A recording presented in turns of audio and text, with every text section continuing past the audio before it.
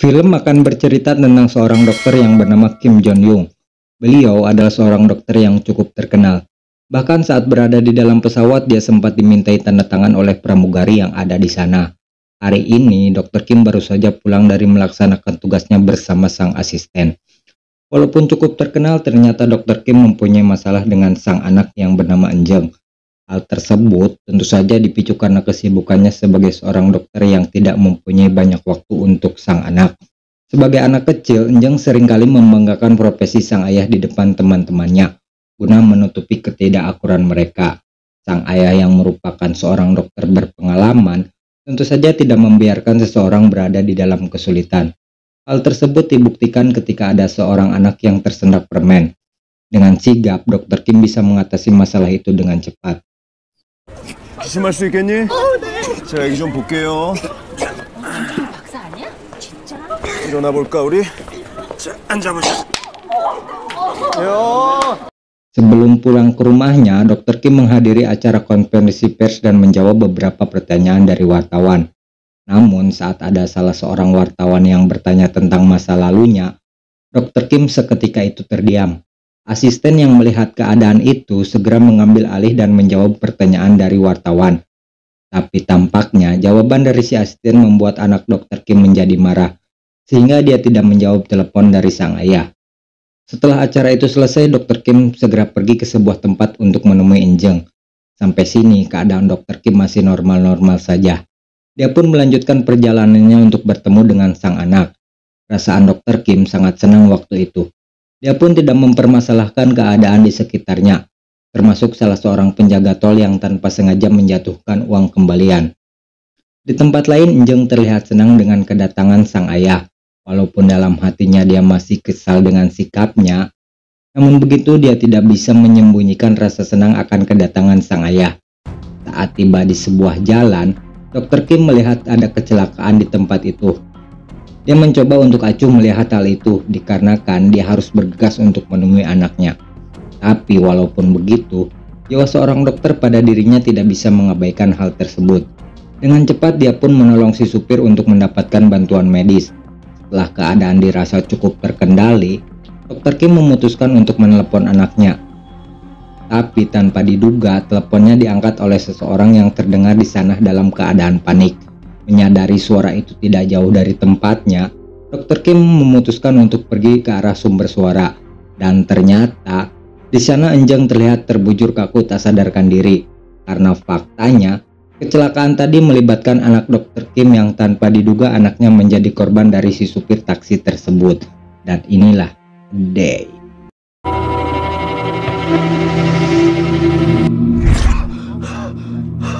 Scene berganti dengan memperlihatkan keadaan Dr. Kim yang kembali ada di dalam pesawat. Dan ternyata semua kejadian yang dia alami tadi hanyalah sebuah mimpi belaka.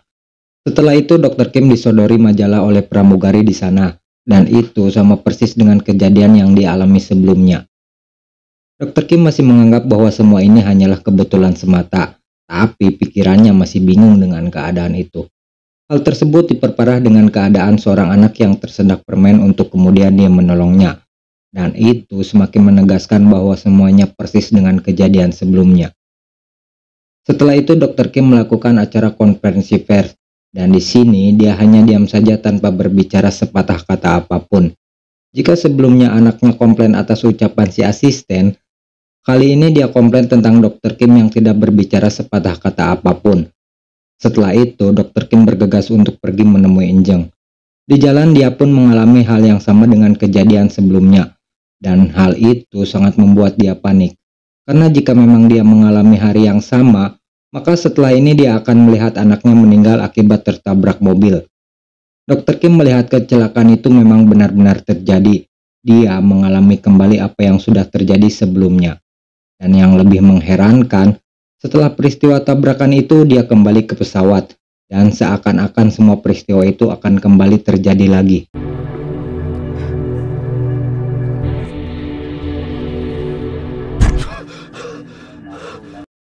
Setelah terbangun, Dr. Kim sadar bahwa dia mengalami pengulangan waktu atau time loop dan pikirannya masih belum bisa menerima hal itu. Dia pun hanya fokus kepada kejadian kecelakaan yang menimpa Enjeng dan berusaha untuk mencegahnya. Untuk itu dia segera bergegas untuk menuju TKP dan melewatkan acara konferensi pers. Dr. Kim harus berpacu dengan waktu untuk bisa mencapai lokasi kejadian. Dengan sekuat tenaga dia berusaha menghubungi Enjeng agar tidak melewati lokasi itu. Perasaan panik jelas menyelimuti Dr. Kim. Dia pun mengambil jalan pintas untuk bisa sampai ke TKP. Tapi rupanya kejadian itu memang sudah tidak bisa dicegah lagi. Dia pun harus rela melihat kembali anaknya meninggal tertabrak mobil. Walau semua kejadian itu pasti terjadi, namun Dr. Kim tetap berusaha keras untuk bisa merubah keadaan. Dia mencoba untuk bisa mencegah tabrakan itu terjadi. Salah satunya dengan cara mengambil nomor si supir taksi berharap dia bisa menghubunginya. Tapi rupanya hal itu sia-sia saja. Kejadian itu memang tidak bisa dicegah lagi.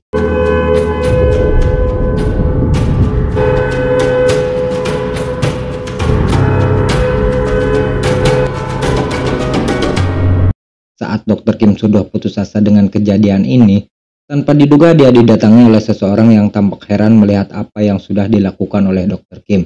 Karena pada kenyataannya, orang itu juga mengalami kejadian yang sama dengan Dr. Kim, yaitu dia mengalami time loop atau pengulangan waktu. Dia adalah Min-chul, seorang supir ambulan. Hari-hari Min-chul terus berulang seperti apa yang sudah dialami oleh Dr. Kim. Namun bedanya, yang menjadi korban adalah istri dari Min-chul, yaitu Mi-kung. Setiap hari Min-chul merasakan apa yang dirasakan oleh Dr. Kim, yaitu melihat orang yang mereka cintai mati di tempat itu. Dan berapa kali pun dia mencoba untuk mencegahnya, kejadian itu tetap saja tidak bisa dirubah.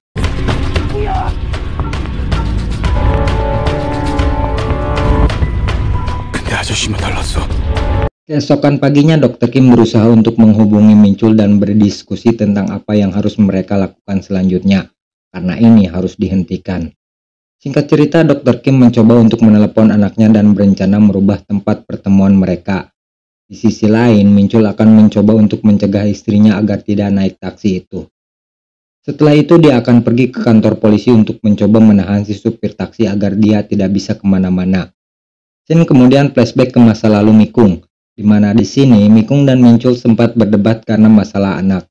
Mi-kung ingin sekali mempunyai anak. Tapi hal itu dicegah oleh Min-chul yang berpendapat bahwa semua itu akan merepotkan, dikarenakan kondisi keuangan mereka yang tidak stabil. Karena Dr. Kim merubah tempat pertemuan, maka dengan sendirinya kecelakaan itu tidak terjadi. Setelah melihat jamnya, Dr. Kim yakin bahwa kejadian itu telah berubah dan dia bisa menghindari kecelakaan itu. Sementara itu, polisi menemukan keberadaan si supir taksi. Tapi rupanya si supir kabur dari pemeriksaan polisi dan sepertinya sedang merencanakan sesuatu.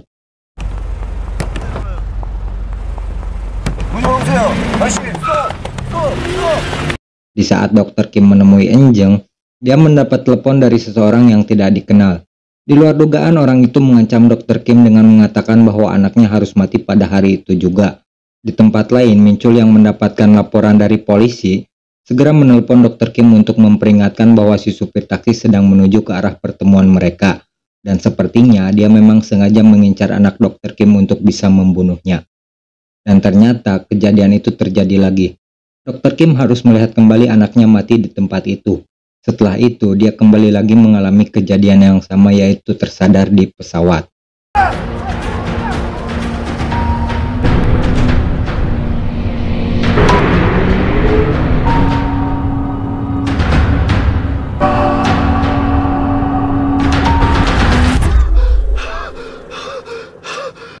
Scene kemudian berganti dengan memperlihatkan Min-chul yang mencoba mencari fakta kecelakaan itu.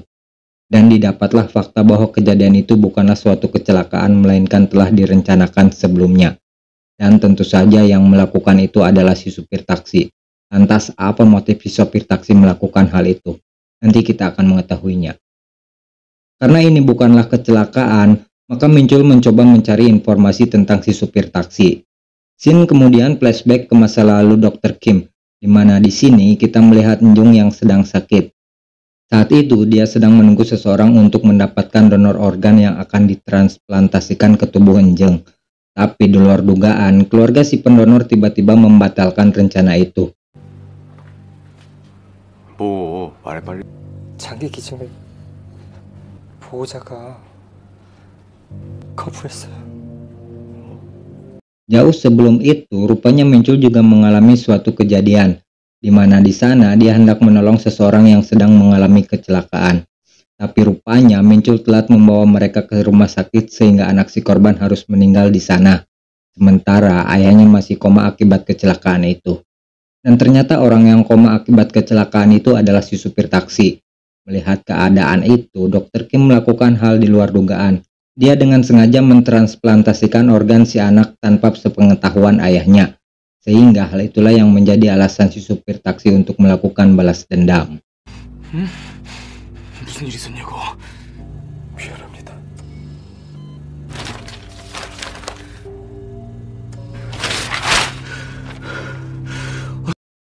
Untuk merubah keadaan itu, Dr. Kim berusaha menemui si supir taksi guna meminta maaf. Sementara itu, hal berbeda justru dilakukan Mincul yang tampak geram dengan ulah si supir.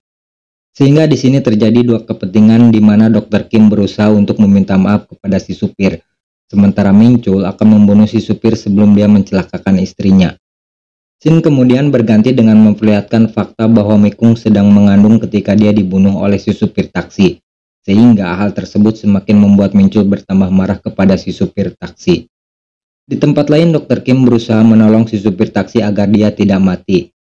Dia pun membawanya ke sebuah rumah sakit untuk memberikan bantuan medis kepada si supir, sambil terus berharap dia masih hidup dan bisa memaafkan kejadian yang telah Dr. Kim lakukan kepada anaknya.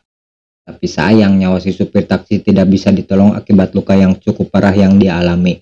Namun ada satu hal yang aneh dari kematian si supir, yaitu waktu yang masih terus berjalan karena si supir masih hidup. Dengan kata lain, semua ini akan berakhir jika semua orang yang terlibat dalam kecelakaan itu tidak mati.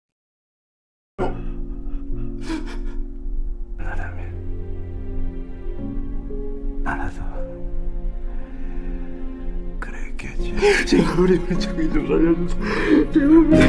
죽으면 안 돼. 죽으면 안 돼. 근데 오늘 왜 안 끝나? 내일 12시 반이면 끝났었잖아, 아저씨.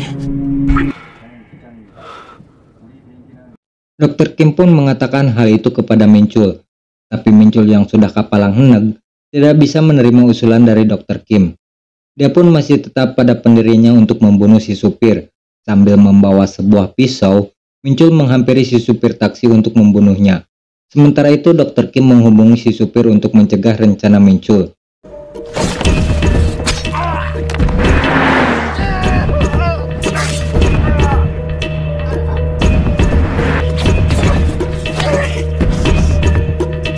Walaupun sempat terjadi baku hantam di antara mereka, akan tetapi si supir taksi berhasil lolos dari ancaman Mincul. Setelah itu dia mencari Enjung untuk menabraknya.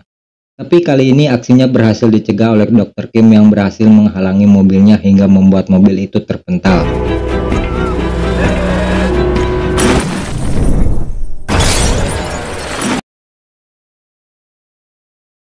Melihat si supir taksi yang masih hidup, Mincul kemudian menghampirinya untuk bisa membunuhnya.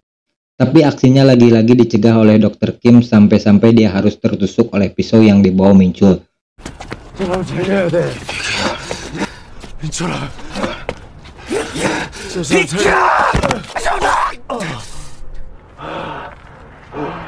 Melihat kesungguhan dari Dr. Kim, si supir taksi akhirnya bisa mengerti dengan maksud dari Dr. Kim. Untuk itu dia pun mencoba menolong Enjung dari sebuah kecelakaan yang akan menewaskannya.